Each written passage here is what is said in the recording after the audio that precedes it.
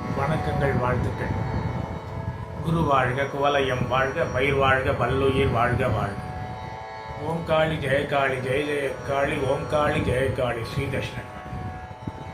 எல்லாம் வல்ல என் தாய் ஸ்ரீ தட்சிணகாளி எல்லாருக்கும் எல்லா நலங்களையும் வழங்க பிரார்த்திக்கின்றோம். இந்த நாளில் ஒரு நல்ல சிந்தனை என்னன்னா,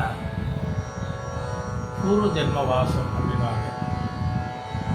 மலர்களுக்கெல்லாம் ஒரு வாசம் இருக்க சொல்லுவாங்க, மரங்களுக்கு ஒரு வாசம் இருக்க சொல்லுவாங்க, இலைகளுக்கு ஒரு வாசம் இருக்க சொல்லிட்டு ஒவ்வொன்றுக்கும் ஒரு நுகர்த்தன்மை உண்டு, ஒரு தனிப்பட்ட தகுதிகள் உண்டு. அது சந்தனத்துக்கு தான் உயர்ந்துன்னு சொல்ல முடியாது. ரோஜா வாசனை கூட உயர்ந்துன்னு சொல்லுவாங்க.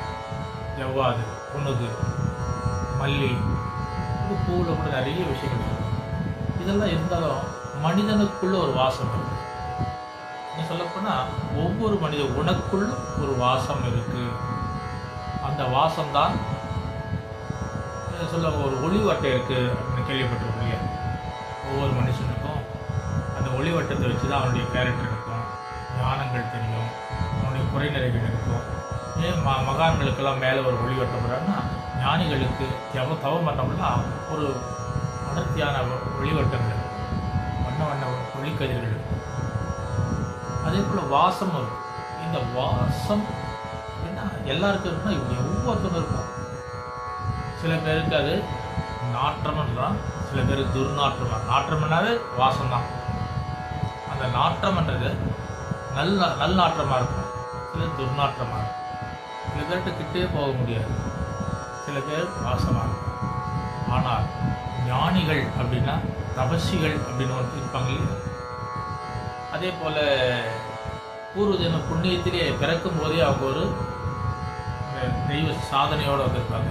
ஒன்று முற்பிறவில பெரிய தபசியாக இருந்திருப்பாங்க, முற்பிற பெரிய யோகியாக இருந்திருப்பாங்க, நிறைய தான தர்மங்கள் செய்திருக்கலாம், இல்லை வேதங்கள் கற்று பெரிய மேதைகளாக இருந்திருக்கலாம். நிறைய விஷயத்தை செஞ்சுட்டு தான் ஒவ்வொரு மனுஷனும் வரான். அப்படிப்பட்ட உயர் பிறப்புன்னு சொல்லுவாங்க. உயர் பிறப்பால் பிறந்த மக்களை அவங்களுடைய நிலைமைகள் எப்படி இருக்குன்னா, எவ்வளோ சங்கடங்கள் தான் ஒரு பக்கம் உயர்ந்துக்கிட்டே இருக்கும். இந்த வாசம்ன்றது எப்படி பார்த்தீங்கன்னா, எனக்கு தெரிந்த நான் சந்தித்த 2 மகான்களை பற்றி சொன்னேன். அந்த மகான்களுக்கு உயரிய வாசம். எனக்கு ஒரு 10 வருஷம் வயசு இருக்கும், இப்போ எனக்கு 65. அப்போது சரி 55 வருடங்களுக்கு முன்னால் திருவண்ணாமலை பக்கத்தில் பூண்டின்ற கிராமம். பூண்டி மகான்னா ஓரளவுக்கு ஆன்மீகவாதிகளுக்கு எல்லாருக்கும் தெரியும். பூண்டி மகான் கூகுளில் போய் பார்த்தீங்கன்னா அவருடைய புகைப்படங்கள் பார்க்கலாம். அந்த பூண்டி மகானை சந்திக்கிற வாய்ப்பு எனக்கு கிடைச்சிது. எனக்கு ஒரு நண்பர், அந்த நண்பருடைய அப்பா வந்து கார் மெக்கானிக், பெரிய கடை வச்சுருந்தார், ஷெட்டு வச்சுருந்தார் வேலூர். அவங்க குடும்பத்தோடு கிளம்புறப்போ என்னையும் கூப்பிட்டு போனாங்க. அப்படி கூப்பிட்டு போகும்போது அந்த பூண்டி மகானை பார்க்குறேன். அப்போ எனக்கு ஆன்மீகம் பெருசாக நாட்டம் கிடையாது, பெரிய மகான். அவர் தனி சிறிய அறையில் உட்காந்துருக்காங்க. தெய்வீக கமலமாக இருக்குது அந்த இடம். மாலை வஸ்திரங்கள்லாம் போட்டிருக்காங்க. சன்னியாசிக்குரிய மகானுக்குரிய அந்தஸ்து தெரியுது, மதிக்கணும்னு எனக்கு கூட தோணுது. அவங்க ஒரு அறை இருக்குது. அந்த அறையில் பார்த்திங்கன்னா பழங்கள்லாம் கொட்டி வச்சுருக்கு. அது என்னென்னா, அந்த பக்தர்கள் கொடுக்குறது அவர் விசிறிடுவாங்க, யாரும் திருப்பி கொடுக்க மாட்டார். என்னென்னு காரணம்னா, என் அழைச்சிட்டு போகிற சொன்னார், அவங்க கர்மா எடுத்து என்கிட்ட கொடுக்குறாங்க, அது அப்படியே இருக்கட்டும், மற்றவங்களுக்கு போகக்கூடாது தான் அந்த கனியை நான் பண்ணணும். அது அப்போ ஒரு பக்கம் அப்படியே இருக்கும், அழுகி இருக்கும், காஞ்சி இருக்கும், இருந்தாலும் எந்த ஒரு வாசனை வராது, கெட்ட வாசனை வராது. அவர் சிகரெட்டு குடிப்பார். சிகரெட் குடிப்பாங்கன்னா கடையில் போய் வாங்கிட்டு வர்ற பக்தர்கள் எடுத்துன்னு கொடுப்பாங்க. அது அவருக்கு பிடித்த பக்தர்களை பார்த்தாருன்னா அவர் கொடுத்தா வாங்கிக்குவார். அந்த சிகரெட் எப்படி எடுப்பார்னா, வாயில் வச்சு அப்படியே வேகமாக ஸ்மோக் பண்ணுவார், இழுத்துவார். அப்படி இழுக்கப்பட்ட புகை ஒரு துளி புகை கூட மூக்கிலேயோ வாயிலே வெளியே வராது. ஒரு நாளைக்கு 10 சிகரெட் 20 சிகரெட் குடிச்சா அந்த புகை வெளியே வராது. உட்காந்து எடுத்துக்கிட்டு வெளியே போக மாட்டார். சிகரெட் பழக்கமா அப்படின்னா அவருக்கு போய் அது போதை அடிமை கிடையாது. வர்ற பக்தர்கள் காணிக்கா கொடுக்குறது, அதை வாங்கி ஸ்மோக் பண்ணுவார். அந்த புகைக்கும் போது வரக்கூடிய புகையை கூட உள்ள எடுத்துக்குவார். இப்படி இருக்கிற விஷயத்தில் என்னன்னா, ஆனால் அவர் பக்தர்கள் சொல்லுவாங்க, அந்த ரூமே மனமாக இருக்கும். அழுகி போன பழங்கள் இருக்க இருந்தால் அந்த ரூம் மனமாக இருக்கும். நானே உணர்ந்தேன். ஆனால் என்னை அழைச்சிட்டு போனவங்க அந்த அங்கே பக்தர்கள் சொன்னாங்க, அவர் கழிக்கிற மலம் கூட அவ்வளோ ஜவ்வாது வாசனை அப்படி நறுமணமாக இருக்கும். ரொம்ப கடுமையான தபசு பூண்டி மகான். எனக்கு பக்தியேன்றது தெரியாத காலத்திலே அவர் சந்திக்கிற வாய்ப்பு கிடைச்சிருச்சுன்னா அவருடைய பார்வை எனக்கு பட்டிருக்குதுன்னு நினைக்கிறப்போ ரொம்ப பெருமையாக இருக்கு. அப்பவும் அந்த கிராமத்தில் அவர் தொல்லை பண்ணுவாங்க, என்ன சாமியார் இவர் இன்னும் இப்படி உட்காந்துருக்கார் அப்படின்னு, இவர் என்ன பண்ணுறாரு, ராத்திரியில் என்ன பண்ணுறாரு அப்படி தேடி போய் பார்க்கணும்னா போனவங்கன்னா அப்படி பயந்து ஜுரம் வந்துடும். தலை வேறு கால் வேறாக இருக்கும், முண்டங்கள் வேறு அப்படியே தனித்தனியாக படுத்துருப்பாங்க, பிரிஞ்சிருக்கும். சில பேருக்கு அப்படியே நாகப்பாம்பு படுத்துட்டு இருக்கிற மாதிரி காட்சி கொடுக்கும் மகான்கள். ஏன் சொல்கிற, இந்த வாசங்கள் அவ்வளோ ரொம்ப வசதி.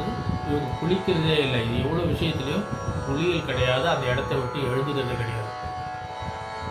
ஆனால் நம்ம 4 நாள் குளிக்கலாம், துர்நாற்றம் வருமே, இந்த வாசம் எப்படி அவருக்கு வருதுன்னா அதுதான் தெய்வீக கடத்தை. அந்த உடலுக்குள்ள அந்த வாசத்தை ஞானத்தால் தவத்தால் அதை வெளிப்படுத்துது. உடம்பில் இருக்கிறது எப்படி துர்நாற்றம் எப்படி வருது, தானாக தானே வருது. அதே போல் நல்மனங்கள் தவத்தால் வரும்போது அந்த நல்மனங்கள் வீசும்போது அது பரிமளமாக நமக்கு சுவாசத்துக்கு கிடைக்கும். இன்னொரு மகான் பார்த்தீங்கன்னா இப்போ வாழ்ந்துட்டு இருக்காரு வேலூர் பக்கத்தில் மகாதேவ மலை. அவர் குளிக்கிறதே கிடையாது, எப்போ பார்த்தாலும் திருநீரை உடம்பு கூட பூசிட்டு இருப்பார். பெரிய சடாமுடியோடு இருப்பார். நீங்களும் அது கூகுளில் போய் பார்க்கலாம், இல்லை நீங்கள் பார்த்து இருக்கலாம். இவர் எனக்கு அறிமுகம் எப்படின்னா, என்னுடைய குருநாதர் சொல்லலாம், என்னுடைய தந்தைன்னு சொல்லலாம். அப்படிப்பட்ட ஓங்காரானந்த சுவாமிகள்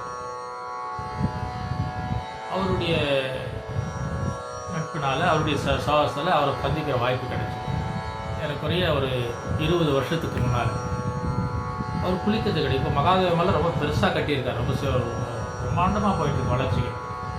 வேலூர் பக்கத்தில் இருக்க அந்த மகாதேவ மலை சுவாமி குளிக்கல, திருநூறு மட்டும் பூசிக்கிட்டே இருப்பார். பார்த்தாலும் குளியல் கிடையாது, இன்றைக்கும் கிடையாது. நான் பார்த்து 20 வருஷத்துக்கு முன்னால் நடுவில் நிறைய இடம் பார்த்துருக்கேன். இதில் என்ன விசேஷம்னா, அவருக்கு சித்திரை 1ஆவது நாள் நான் சொல்கிற இந்த ஓங்காரானந்த சுவாமிகள் 108 பால்குட அபிஷேகம் பண்ணார். அந்த நிகழ்ச்சியில் கலந்துக்கிற பாக்கியம் எனக்கு கிடைச்சி. குளியிலே இல்லாத வெறும் திருநீரை மட்டும் பூசிக்கிட்டு இருக்கிறப்போ அந்த அவர் எப்படி பண்ணால் கமகமான இருப்பார். நான் நடுவில் ஒரு 4 தடவை நேரில் சந்திச்சிருக்கேன், நல்லா பேசுவார். பெரிய சாதனையாளர், மிகப்பெரிய கோயில் கட்டியிருக்காரு, குகை கோயில் கட்டியிருக்காரு. பாருங்க, அக்னிலேயே தவம் பண்ணுறாரு, நெருப்பில் படுத்துட்டு எல்லாம் புராணங்களில் இப்போ நடக்கிற காரியம். இந்த வாசங்கள் அப்படின்றப்போ ஒவ்வொரு மனிதனுக்குள்ள அந்த நல் வாசங்களை நல்ல எண்ணங்களால் உயர்த்துங்கள், நல்ல தவங்களால் கொண்டு வாங்க. மனம், அந்த மனதை வாசமாக வைத்து கொண்டிருந்தால் உன்னுடைய உடல் வாசமாகும். அந்த வாசம் எங்கே வரும்? நல்ல எண்ணத்தால், நல்ல பக்தியால், தூய செயலால் புனிதமாக்கும் போது உடலில் வாசம். சில ஆணுக்கோ பெண்களோ உச்சி பகுவாங்க, திருவிளையாடலில் பார்த்தா கூந்தலுக்கு மரம் இருக்கா அப்படின்னு. ஆனால் இயற்கையிலே ஒவ்வொரு உடம்புலையும் வாசம் இருக்குது. அந்த வாசம் புனிதமாக இருந்தால், நல்ல பிறவியாக இருந்தால், நல்ல மனம் விரிந்திருந்தால், நல்ல அன்போடு இருந்தால், பக்தியாக இருந்தால், தவமாக இருந்தால், அந்த மனம் உள்ளிருக்கிற வாசத்தை வெளிப்படுத்தும் போது அது நமக்கு நல்ல வாழ்க்கையாக கிடைக்கும். அந்த வாசத்தால் நல்ல உயர்ந்த நட்புகள் கிடைக்கும். அந்த வாசத்தால் லட்சுமிகரம் கிடைக்கும். ஏன் ஊதுவத்தி ஏற்றுறோம், ஏன் சாம்பிராணி பக போடுறோம், ஏன் ஜவ்வாது பூசுகிறோம், ஏன் சந்தனம்? அப்போ அந்த வாசத்துக்கு தெய்வங்கள் கட்டுப்படுத்துறது தெரியுது. உன்னுடைய உடலையே உனக்குள் இருக்கிற வாசத்தை வெளிக்கொண்டு வந்தால் அந்த தெய்வம் உன்னுள் அமரும் என்பதற்காக. ஆனால் ஒவ்வொரு மனிதனுக்குள்ளும் ஒரு வாசம் இருக்குது. அந்த வாசத்தை அன்பால், பக்தியால், ஒழுக்கத்தால், தவத்தால் கொண்டு வரலாம், வெளிப்படுத்தலாம். அதனால் நாம் எல்லாருமே தூய சந்தனம், ஜவ்வாது, புணுகு தேடி போகிறது எல்லாமே நமக்குள் இருக்குது. அதை நல்ல மனதால், நல்ல தவத்தால், நல்ல ஜபத்தால் கொண்டு வாருங்கள். அத்தனைக்கும் உங்களுடைய குருமார்கள் இருந்தால் அந்த குருமாருடைய அருளால் அது நிச்சயமாக கிடைக்கும். குரு வாழ்க, குவலயம் வாழ்க, பயிர் வாழ்க, பல்லுயிர் வாழ்க வாழ்க. ஓம் காளி ஜெயகாளி, ஜெய ஜெயகாளி. ஓம் காளி ஜெயகாளி, ஸ்ரீ நஷ்டகாளி.